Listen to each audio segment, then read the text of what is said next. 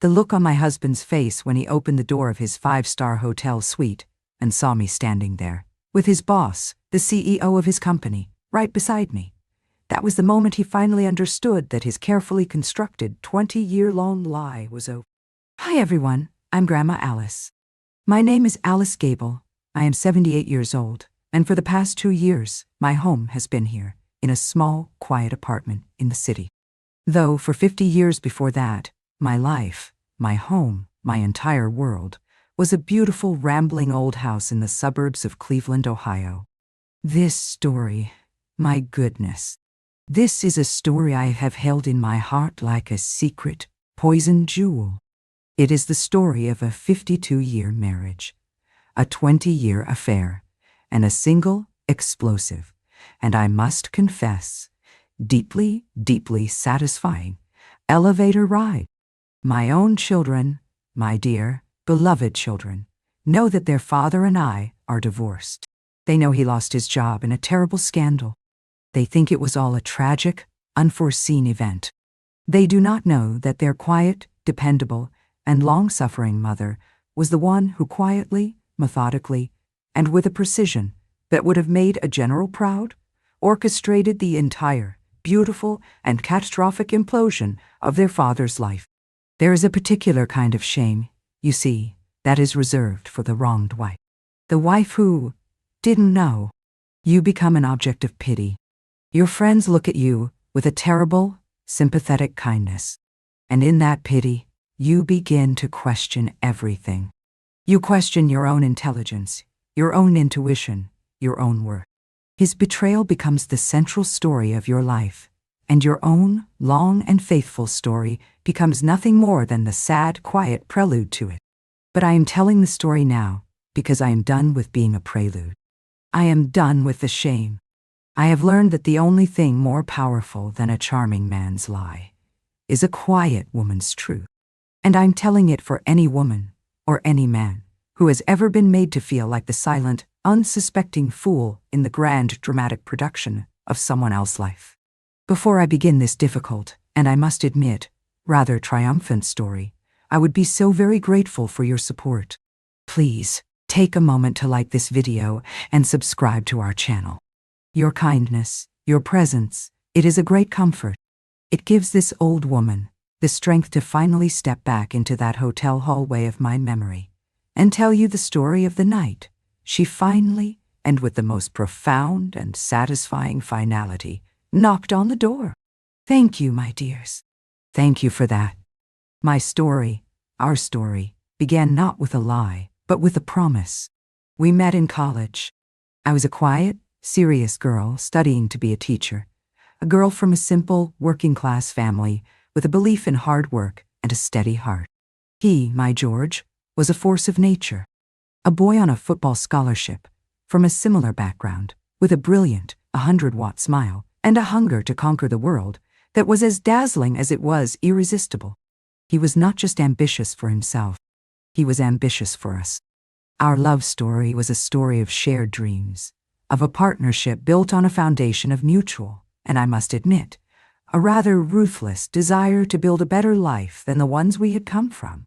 He was the brilliant, charming, visionary, and I was the quiet, methodical, and deeply practical strategist. He was the beautiful, soaring rocket, and I was the invisible and absolutely essential launchpad.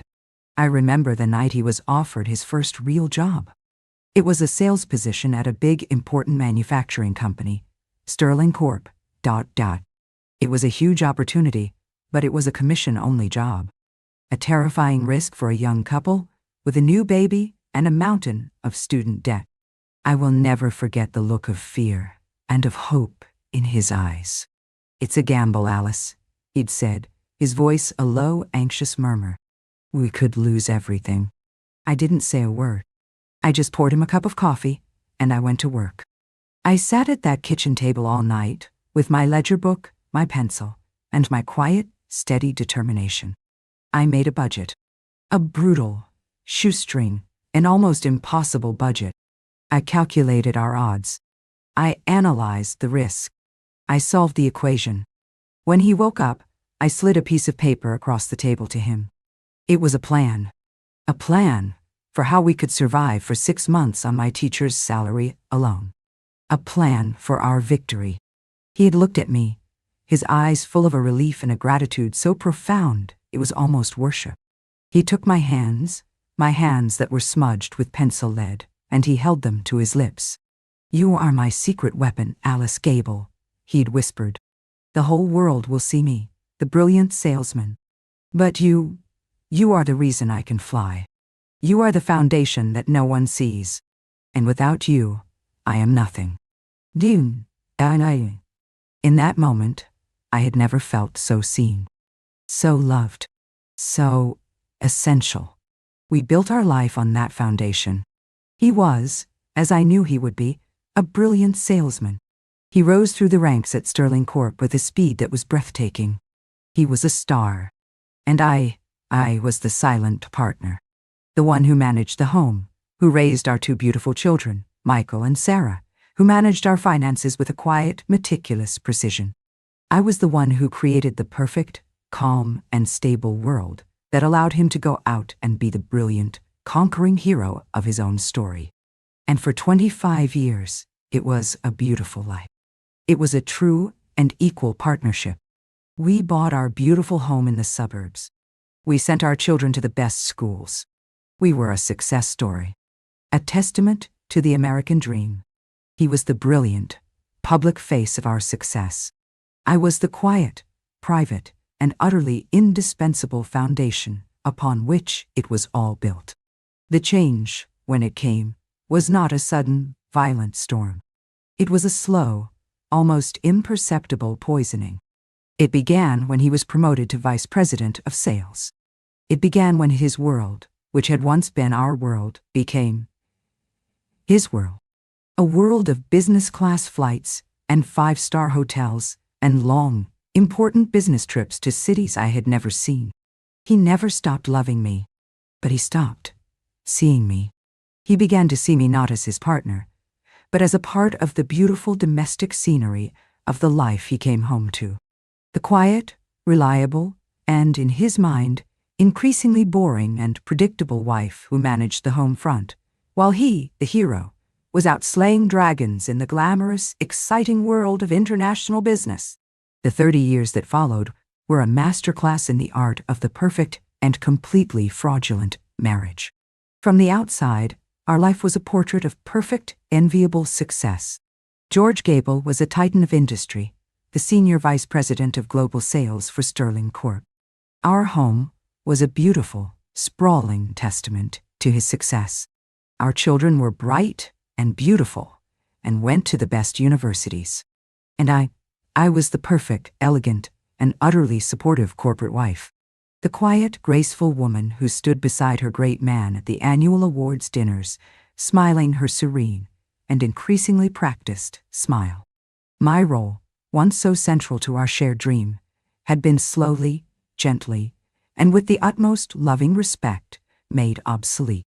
My mind for numbers, my strategic thinking, my role as his secret weapon, it was no longer needed. He had a team of brilliant young MBAs for that now. My new role was to be the curator of our beautiful, perfect, and increasingly empty home. I was the CEO of a domestic life he was rarely a part of. And then, about 20 years ago, his business trips became more frequent and more urgent. There was always a new crisis, a new deal to be closed, in a new and exciting city.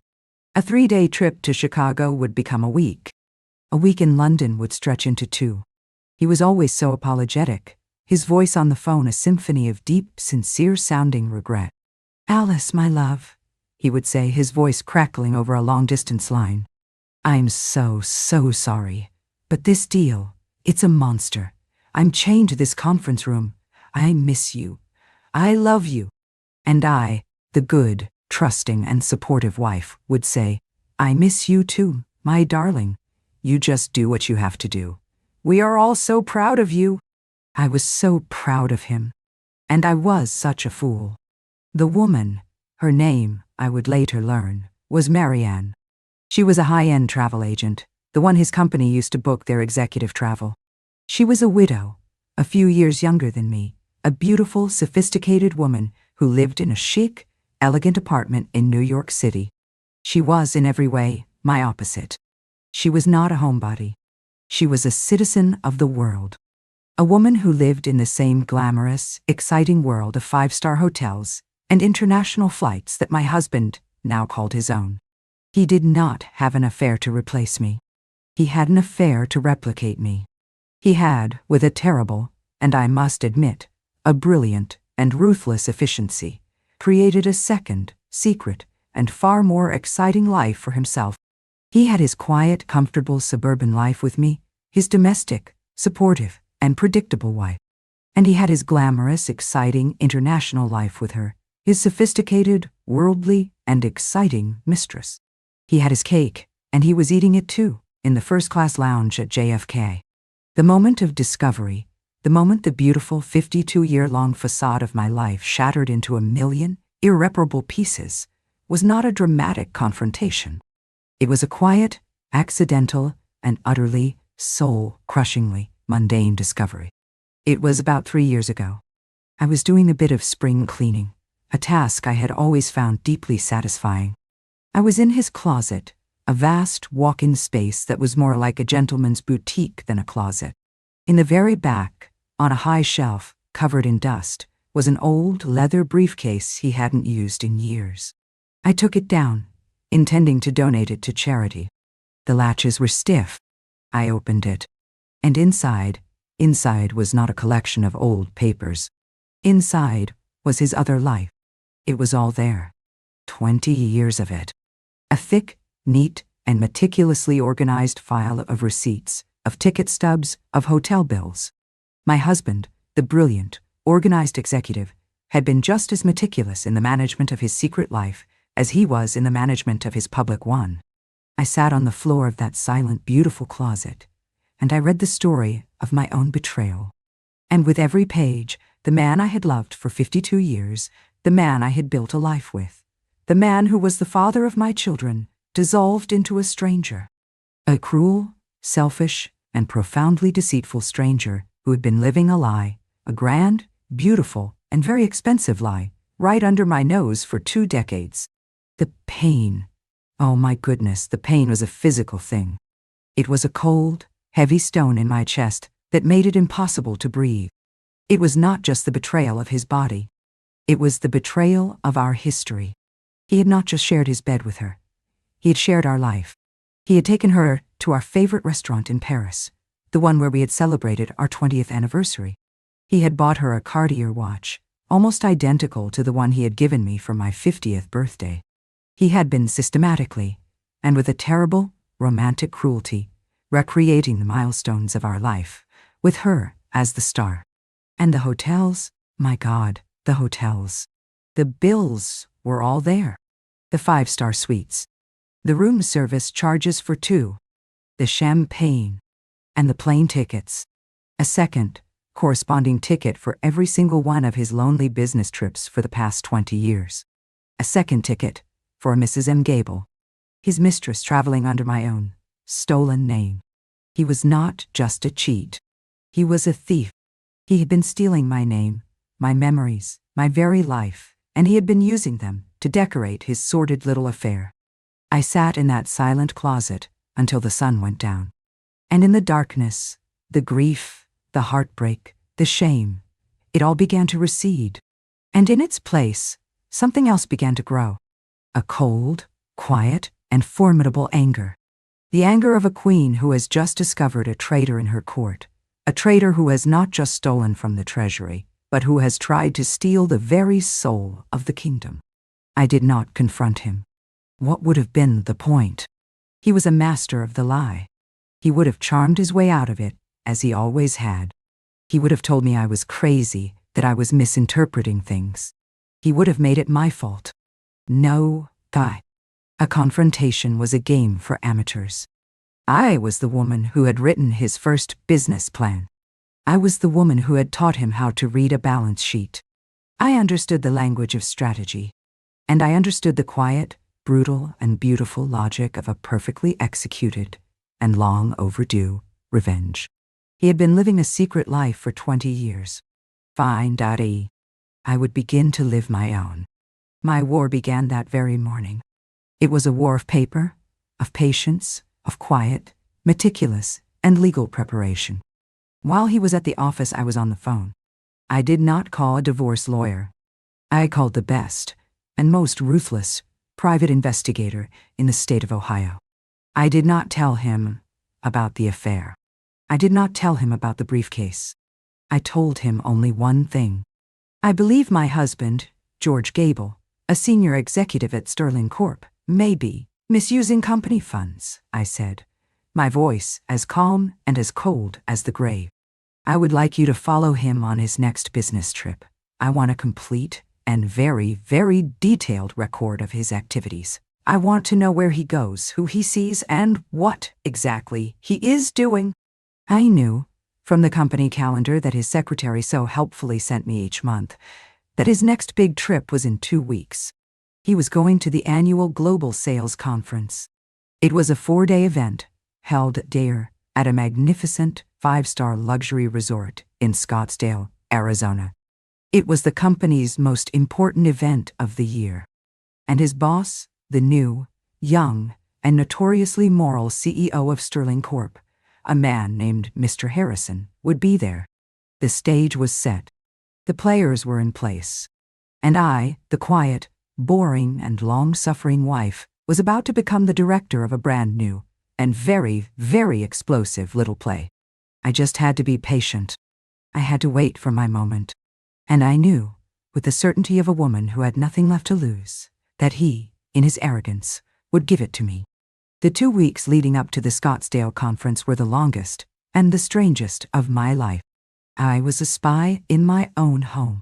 I played the part of the devoted, slightly lonely wife with a flawless, and I must admit, a deeply satisfying precision. I helped my husband pack his suitcase. I made sure his favorite ties were cleaned. I listened, with a serene smile on my face, as he told me how much he would miss me, how he wished I could come with him. "It's all business, my love," he'd said, kissing my forehead. "Boring meetings from dawn till dusk. You would be miserable." "I know, my darling," I had said, patting his cheek. "You just work hard and come home safe." He left on a Tuesday morning, and I, his quiet, domestic, and utterly predictable wife, left on a Tuesday afternoon. I did not fly first class. I flew coach. I did not stay at the magnificent 5-star resort where the conference was being held. I stayed at a small, clean, and completely anonymous business hotel a few miles down the road. And I waited. My private investigator, a quiet, efficient man named Mr. Peters, was a genius. He was a ghost. He had a team, and they were everywhere. They were the bellhops, the waiters, the cleaning staff. They were invisible, and they missed nothing. The reports came in every evening, in a plain manila envelope slipped under my hotel room door. And they were a masterpiece of quiet, damning detail. They confirmed that my husband, Mr. George Gable, had checked into a single room, a lavish corner suite on the top floor, and that his colleague, Mrs. Marianne Gable, who had checked in under my own, stolen name, was in the adjoining suite. They confirmed that the connecting door between the 2 suites was unlocked, and that they were, for all intents and purposes, sharing a single, magnificent, and very expensive home away from home.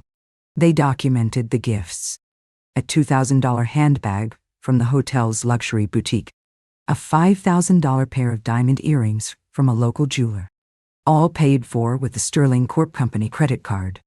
They documented the lies. The boring, dawn till dusk meetings were, in fact, long, leisurely rounds of golf. The endless, stuffy conference dinners were intimate, romantic meals for 2 at the city's most expensive restaurants. It was all there. The whole, sordid, and breathtakingly arrogant tapestry of his betrayal, laid out in a series of glossy 1810 photographs and neatly typed expense reports. I had my arsenal. The final, and the most crucial piece of the puzzle, however, was his boss, Mr. Harrison. I knew, from my years as a corporate wife, that he was a man of a different generation, a man of quiet, ruthless, and deeply old-fashioned integrity. He was a devout family man, a man who had built his own career on a foundation of loyalty and hard work. He had a deep and abiding contempt for the kind of lazy, arrogant, and entitled executive that my husband had become. He was, I knew, my final and most powerful court of appeal. The moment came on the third night of the conference. It was the night of the grand, formal awards dinner, the culmination of the entire event. I waited until I knew, from Mr. Peters' report, that the dinner was over. I waited until I knew that my husband and his mistress had retired to their lavish, top-floor suite for the night. And then I made my move. I took a taxi to the resort. I walked through that grand, glittering lobby, and I did not feel like an intruder. I felt like an owner, a woman who had, through her 52 years of silent, unpaid partnership, paid for every single glittering chandelier in the place. I took the elevator to the top floor. Mr. Harrison's suite, as the CEO, was at the end of the hall. I knocked on his door. He opened it himself. He was in a dressing gown, a glass of whiskey in his hand. He looked at me, and his eyes, his sharp, intelligent eyes, widened with a look of pure, uncomprehending shock. "Alice?"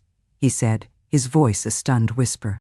"My God, what on earth are you doing here? Is something wrong? Is it George?"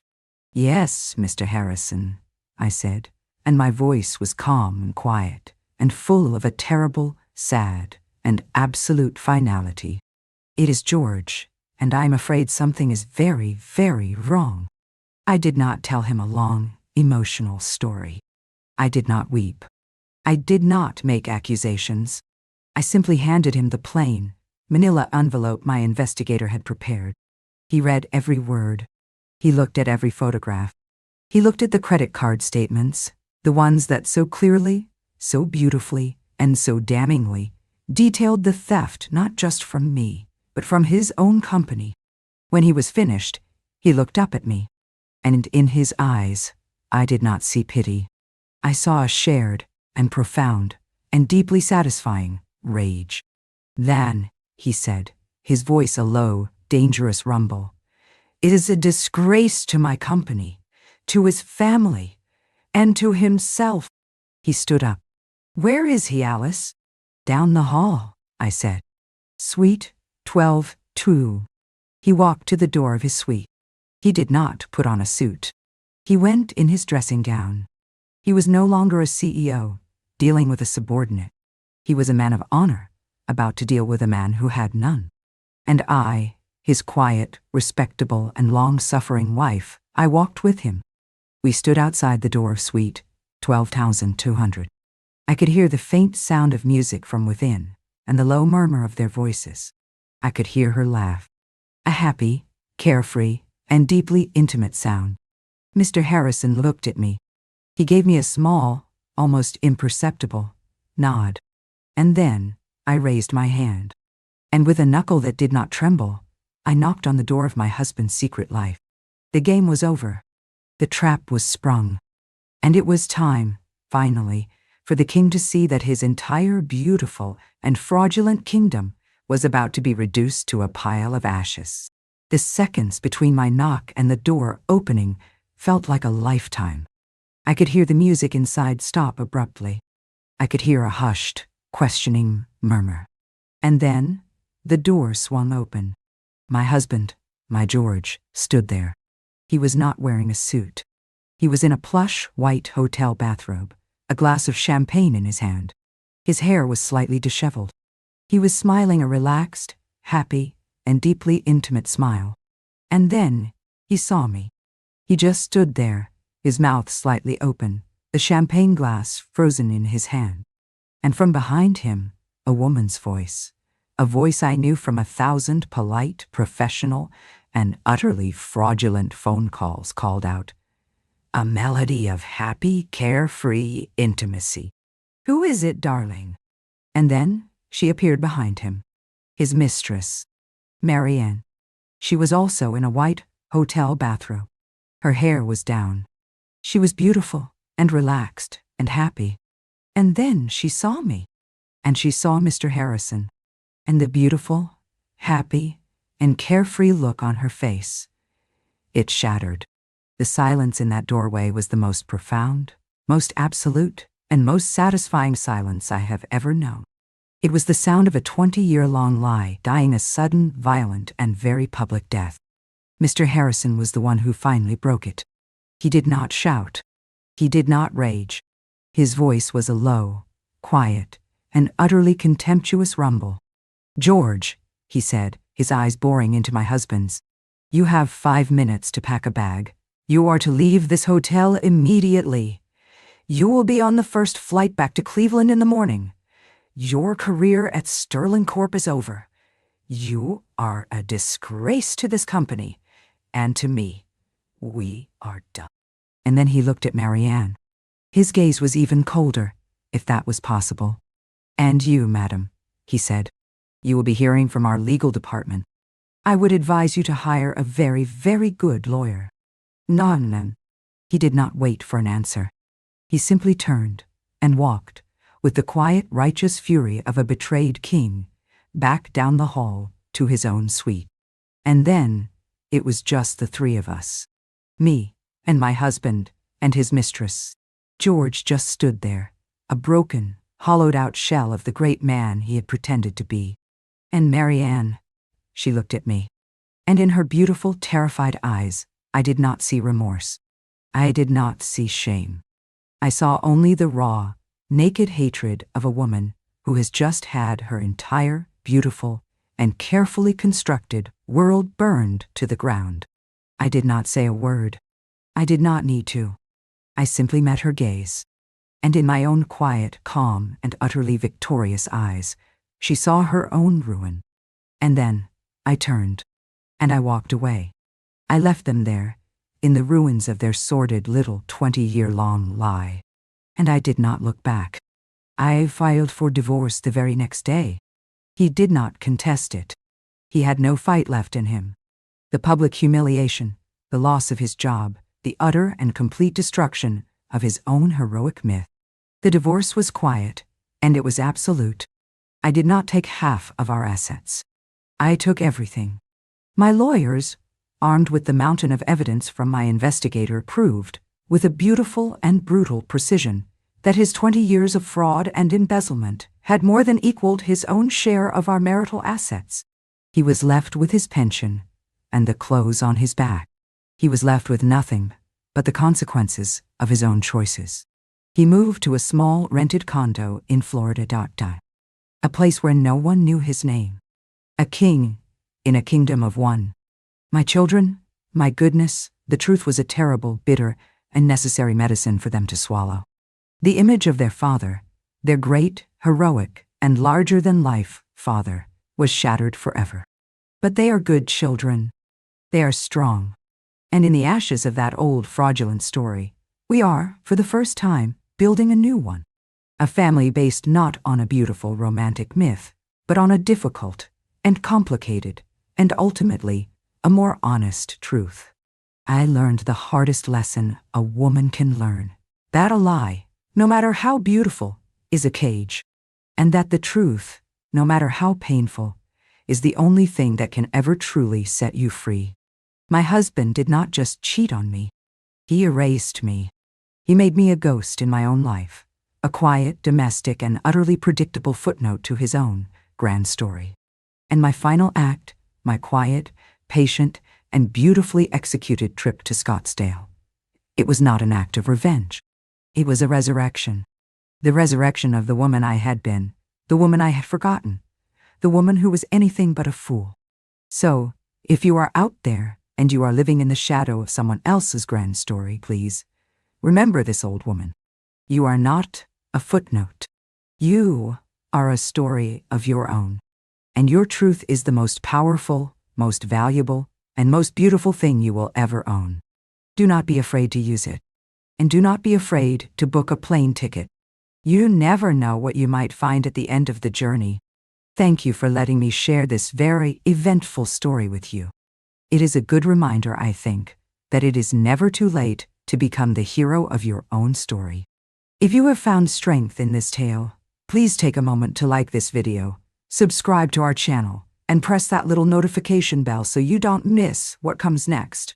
And in the comments below, I would love for you to share a story about a time when a quiet truth turned out to be the most powerful weapon of all. Love you all. This is Grandma Alice, and I'll see you in the next story.